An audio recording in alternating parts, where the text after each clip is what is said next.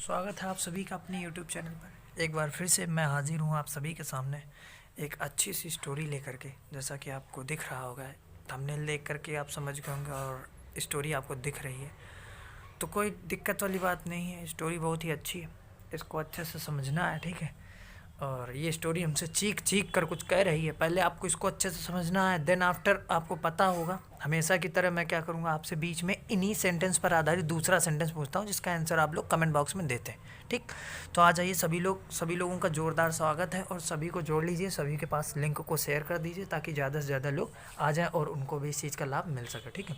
अगर यदि आप भला करेंगे तो आपके साथ भी अच्छा होगा, तो शेयर कर दीजिए ज़्यादा से ज़्यादा वीडियो को। तो चलो स्टार्ट करते हैं।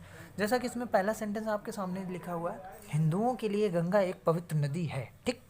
तो ये किस तरीके से बनेगा, के लिए की इंग्लिश आपने फॉर लगा ली, फॉर और टू दो इंग्लिश लगती है, आपको याद रखना है। तो के लिए की इंग्लिश फॉर लगेगी, वो तो बात सही है, हिंदुओं के लिए। अच्छा, कौन पवित्र नदी है? गंगा। तो हम लोग गंगा के पहले आर्टिकल दा का यूज़ करते हैं, बिकॉज इट इज़ यूनिक है इस वजह से। तो कैसे बनेगा ये, द गंगा इज, देखिए गंगा एक पवित्र नदी, पहले इसका ट्रांसलेट करना है, द गंगा इज, और फिर एक पवित्र नदी की क्या हो जाएगी, अ हॉली, पवित्र की हो गई Holi, HOLY, Holi river, river लिख लिया। अब किसके लिए, फॉर माने के लिए, और आगे जो सेंटेंस में छोड़ा है फॉर हिंदूज, यानी फॉर द हिंदूज। हिंदूज जब भी आप लिखेंगे तो द हिंदूज लिखेंगे, ठीक है, फॉर द हिंदूज। तो यहाँ तक सभी को क्लियर है, ठीक है। तो आई होप आपको समझ में आया होगा। आप जैसा कि देख पा रहे हैं स्क्रीन पर, मैंने आंसर भी लिख दिया कि the Ganga is a holy river for the Hindus, ठीक। चलिए इसी पर आधारित एक सेंटेंस आपसे भी पूछ लेते हैं।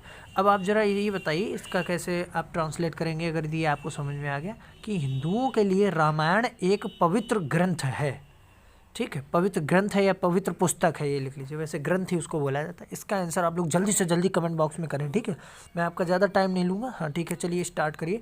हिंदुओं के लिए रामायण एक पवित्र ग्रंथ है या फिर पवित्र पुस्तक है, इसका आंसर कितने लोग करेंगे जल्दी देखते हैं। चलिए ठीक है, वीडियो को लाइक भी करते चलिए साथ में, ठीक है, लाइक करते चलिए, आंसर करो सभी लोग, ठीक है। चलिए ठीक है। तो अगला सेंटेंस अपना है, यह उत्तर भारतीयों के लिए जीवनदायिनी। ध्यान देने वाली बात यह है कि यहाँ पर जो यह की इंग्लिश है वो दिस न लग करके इट लगेगी, ठीक है। अच्छा, इट लगेगी क्योंकि गंगा जो है वो नॉन लिविंग ऐसे माना जाता है, बाकी सी भी मानते हैं। गंगा का जो प्रोनाउन है वो मेरा सी भी लगता है, याद रखिएगा। तो यहाँ पर यह है, यह उत्तर भारतीयों के लिए जीवनदायिनी, तो यह की इंग्लिश लग जाएगी इट, और है की लास्ट में इंग्लिश क्या है, इज, इट इज हो गया यहाँ पर। तो अब देखिए आगे दिया जाएगा, जीवनदायिनी की इंग्लिश होती है लाइफ गिवर, तो हो जाएगा it is the life giver, और to life giver to the north Indian. अच्छा, यहाँ पर हमने टू का प्रयोग क्यों किया, ध्यान दीजिए। ये लिखा ऊपर उत्तर भारतीयों के लिए, हमने अभी सेंटेंस के शुरुआत में ही, स्टोरी के स्टार्टिंग में मैंने आपको बोला था के लिए और को दोनों की इंग्लिश क्या लगेगी, टू भी लगती है और फॉर भी लगती है। इसका डिफरेंस जानने के लिए आपको दूसरी वीडियो देखनी पड़ेगी, ठीक। फिलहाल आप यहाँ पर समझिए, इसको गिवर जो दिया गया इसके बाद में हमने टू का प्रयोग किया है, to the north Indians, north हो गया उत्तर और भारतीयों की इंग्लिश क्या हो गई, इंडियन। तो it is the life giver to the north Indians, is that clear, ठीक। चलिए, तो इसी तरीके से ये सेंटेंस आपने समझ लिया, ठीक है। आगे देखिए नेक्स्ट सेंटेंस, ठीक। अगला सेंटेंस है आपका, हिंदू गंगा को माँ गंगा कहते हैं, ठीक है। तो इसमें देखिए कर्ता आपका बनेगा हिंदू, तो हिंदू की इंग्लिश लग जाएगी द हिंदूज, और कहते हैं या पुकारते हैं की इंग्लिश रहेगी आपकी काल, क्योंकि हिंदूज है तो प्लूरल हो गया, तो काल वर्ब लगेगी। तो द हिंदूज काल मीन्स पुकारते हैं किसको, गंगा को, द गंगा, और फिर क्या बुलाते हैं, माँ गंगा यानी मदर गंगा।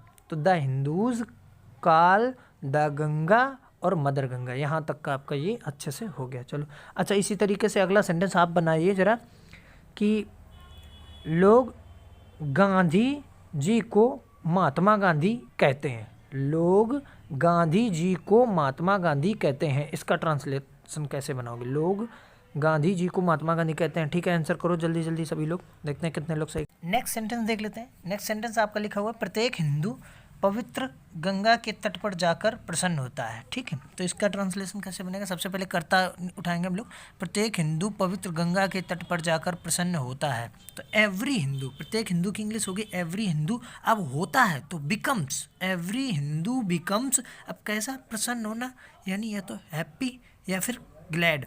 तो एवरी हिंदू बिकम्स ग्लैड लिख लीजिए या फिर हैप्पी लिख लीजिए, जो आपको सही लगे, ग्लैड और जाकर, जाकर की इंग्लिश क्या हो जाएगी? Going to the holy. Going माने हो गया जा करके, और टू द हॉली ऊपर देखिए, गोइंग मीन्स हो गया जा करके, टू द हॉली। अब यहाँ तक सभी को क्लियर है ना? To the holy. और फिर बैंक माने हो गया तट पर, ठीक है, bank of river Ganga, bank of river Ganga, ठीक है। यहाँ तक सभी को क्लियर, किसी को कोई दिक्कत नहीं? चलो आगे फिर देखते हैं। नेक्स्ट सेंटेंस देखिए, लिखा हुआ है कि यहाँ मेले भी लगते हैं। इट मीन्स हो जाएगा, मेले की इंग्लिश क्या होती है? सभी लोग अच्छा कमेंट करो, सब लोग जल्दी, मेले की इंग्लिश क्या होगी? देखें कितने लोग कर पाते हैं। यहाँ मेले भी लगते हैं, ठीक है। तो इसमें मेले की इंग्लिश हो जाएगी फेयर्स आर माने हैं, और आल्सो माने भी, हेल्ड मतलब लगने का सेंस है यहाँ पर, होल्ड की थर्ड फॉर्म लगी हेल्ड। तो फेयर्स आर आल्सो हेल्ड, और यहाँ की इंग्लिश क्या हो जाएगी? हेयर, ठीक। तो यहाँ नेक्स्ट सेंटेंस जैसा कि आपके सामने लिखा हुआ है, सबसे पवित्र कुंभ मेला प्रति 12 वर्ष पश्चात इलाहाबाद तथा हरिद्वार में लगता है, ठीक। तो सबसे पवित्र मेला जो कुंभ मेला है, तो यहाँ की इंग्लिश कितनी हो जाएगी? इतना, सबसे पवित्र कुंभ मेला। पहले इसकी इंग्लिश बनेगी, तो सबसे पवित्र हो जाता है तो हो जाएगी सुपरलेटिव डिग्री का यूज़ करते हैं, द होलीएस्ट कुंभ फेयर। क्या मामा मामा कर रहे? The holiest Kumbh fair is. अब इज हो गया यहाँ पर। अब होल्ड लगने की इंग्लिश मैंने आपको पहले बताया, होल्ड की थर्ड फॉर्म लग जाएगी यहाँ पर, हेल्ड इन। अब कहाँ? इलाहाबाद और कहाँ पर? हरिद्वार में। तो इलाहाबाद एंड हरिद्वार, ठीक। अच्छा, कितने सालों बाद? आफ्टर माने बाद में, पश्चात की इंग्लिश क्या हो जाएगी? After every 12 years. एवरी माने प्रत्येक, और 12 साल की क्या होती? 12 ईयर्स। Every 12 years. ए बच्चा शांत रहो, सब गड़बड़ करे तुम live class. Every, after every 12 years, ठीक। यहाँ तक क्लियर है ना? चलिए देखिए, तो इस तरीके से बनेगा, the holiest Kumbh fair is held in Allahabad and Haridwar. Allahabad और वहाँ हरिद्वार की बात है। आफ्टर माने पश्चात या बाद में, एवरी 12 ईयर्स, प्रति 12 साल की इंग्लिश क्या हो जाएगी? Every 12 years. तो यहाँ तक सभी को क्लियर। सेंटेंस काफ़ी लंबा हो जाता तो आत्मा बहुत ज़्यादा दुखी होने लगती कि हे भगवान ये क्या हो रहा है, ये हमारे बस की बात तो है नहीं। बट आप कोशिश करिए, ट्राई करिए। और देखिए एक बात बता दें, बिल्कुल अचानक से वैसी स्टोरी जो कि आपके सामने आ जाएगी तो कोई भी इतनी आसानी से नहीं बनाए। हाँ, इतना ज़रूर हो सकता है कि अगर यदि उसको इसके पहले आपने कभी एक भी बार बनाया, एक बार भी, सिंगल टाइम भी अगर यदि आपने उसको कभी बना करके देखा है, तो आप फिर उसको आसानी से अरे यार पूरी एकदम पंचायत यहीं लगा नहीं करो, गाना बजाना सब इसी में हो ना लाइव क्लास। तो ये कह रहे थे कि डिस्टर्ब हो जाता है, चलो कोई बात नहीं, सॉरी फॉर दैट। तो करना क्या है आपको, इस बात पे ध्यान देना, अगर ये इस स्टोरी जैसे आपने एक बार बनाया और तब आपको ये एग्ज़ाम में मिली, तो आप इसको आसानी से क्या कर पाएंगे? कर ले जाएंगे पक्का। भले थोड़ा सा समय लगेगा, क्योंकि तभी आप नोटिस करिएगा कि स्टोरी वाला जो सेक्शन होता है, ग्रामर का जो पोर्शन में स्टोरी वाला जो क्वेश्चन होता है, वो सबसे लास्ट में ही आपको मिलता है ज़्यादातर, ठीक है। लास्ट या लास्ट से एक या दूसरा क्वेश्चन होता है, सेकेंड लास्ट हम बोल सकते हैं या थर्ड। तो ऐसे ही दिया जाता है, इसी वजह से, ताकि बच्चा आराम से सोच करके करे। तो बाकी जो आपका फर्स्ट पेपर, उसको आपको जल्दी से निपटा करके सीधे फिर जैसे ग्रामर आप करते चले आओगे, तो लास्ट में ही इसको करना है, इसको और ऐसे, ये सब आपको अंतिम में ही करने होते हैं, उसमें दिए भी रहते हैं। चल, तो नेक्स्ट सेंटेंस हम लोग देख लेते हैं इसी क्रम में, ठीक। ये वाला सेंटेंस थोड़ा बड़ा सा था, तो इसमें सबसे पहले इंग्लिश आपने बना ली होगी, सबसे पवित्र कुंभ मेला। तो सबसे पवित्र दिया गया था, तो द हॉलीएस्ट हो गया सबसे पवित्र, और कुंभ और मेला की इंग्लिश क्या हो गई? फेयर। तो यहाँ तक क्लियर। अब देखो हमने रिपीट कर दिया, कुछ रिपीट कर रहे थे ना, कह रहे थे कि रिपीट कर दो, लो रिपीट। Is held. अच्छा, इज क्यों लगा? क्योंकि इस बार मेले नहीं, इस बार मेला लिखा है, देखो उसमें, इस वजह से मैंने इज लगाया। और ऊपर वाले सेंटेंस में भी मैंने क्या लिखवाया था? फेयर्स, क्योंकि वहाँ मेले लिखा है, देखिए था, ठीक। तो यहाँ पर हो गया इज हेल्ड, और फिर कब? इन इलाहाबाद। कहाँ? इन इलाहाबाद एंड हरिद्वार, ठीक। अब कब? पश्चात माने बाद में, प्रति की होती है एवरी, और 12 साल की इंग्लिश क्या हो जाएगी? 12 ईयर्स। अच्छा, इस तरीके से यहाँ पर आपको समझ में आया है ना? तो एक सेंटेंस इसी पर आधारित आप बना के दिखाइए ज़रा, कि प्रति 2 साल बाद, यानी प्रति 2 साल बाद तुम आगरा जाते हो। प्रति 2 साल बाद, यानी हर दूसरे साल, 2 साल बाद तुम आगरा जाते हो। इसका ट्रांसलेट करके बताओ, देखें कितने लोगों का करेक्ट आंसर आता है। सभी लोग करेंगे, कोई भी भागेगा नहीं, कोई भी इधर उधर की बातें नहीं करेगा, सीधे आपको इसका आंसर करना है जो मैंने अभी बोला है। प्रति 2 साल बाद तुम आगरा जाते हो, या मैं आगरा जाता हूँ, इस तरीके का मैंने जो भी बोला उसका आपको आंसर करना है। जल्दी करिए, देखते हैं कितने लोग आंसर सही करते हैं, ठीक। नेक्स्ट वाला सेंटेंस देख लो, लिखा है जिसमें भाग लेने लिखा है, इसमें एक ही बार भाग होना चाहिए था, इसको काटो, ठीक है।